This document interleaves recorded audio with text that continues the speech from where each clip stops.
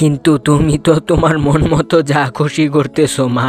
দেখেন, যা খুশি তা করতেছি না, আপনাকে শুধু বুঝাচ্ছি আমি। আর এমনিতেও আপনার অনেক বয়স হয়ে গেছে, আপনি এখন ঘরে থাকবেন। আর আপনার ওষুধের তলেও তো প্রতি মাসে কত টাকা খরচ হয়। যেহেতু আপনি নিজের খরচই নিজে চালাইতে পারতেছেন না, তাহলে উল্টা আমাদের খরচ বাড়াইতেছেন কেন? আচ্ছা, আমি আমার ছেলের ছোট থেকে পাইলা পয়সা বড় করছি, আমি বুড়া বয়সে কাজ করার জন্য, তাই না? কিছু তো বুঝা শুনা বলো মা।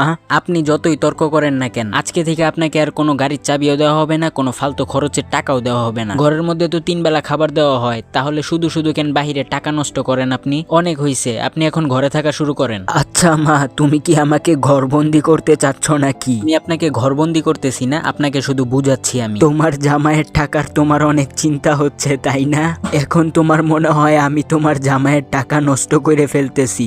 হয়তো তুমি জানো না, তুমি এখন যেই বাড়ির ছাদের নিচে বইসা আছো আর যেই সম্পত্তি তুমি এখন ভোগ করতেছো, ওইটা আমি সারা জীবনের কষ্টের কামাই দিয়ে করছিলাম। আর তুমি ভুলে যাও না, তোমার জামাই 1 বছর হইছে মাত্র সংসার চালাইতেছে, তার আগে কিন্তু আমিই চালাইতাম। আর এখন আমি কামাই না, তাই বইলা আমি তোমাদের উপর এখন বোঝা হয়ে গেলাম। আপনি যত কথাই বলেন না কেন, আপনি ঘর থেকে বাহির হইতে পারবেন না। আমি ঘর থেকে বাহির হমু, তুমি আমাকে আটকাইতে পারবা না। এই যে আমি চাবিটা নিলাম। ছাড়েন বলতেছি, গাড়ির চাবি ছাড়েন। এর পরবর্তী পার্ট চাইলে ভিডিওতে একটি লাইক করে চ্যানেলটি সাবস্ক্রাইব করুন।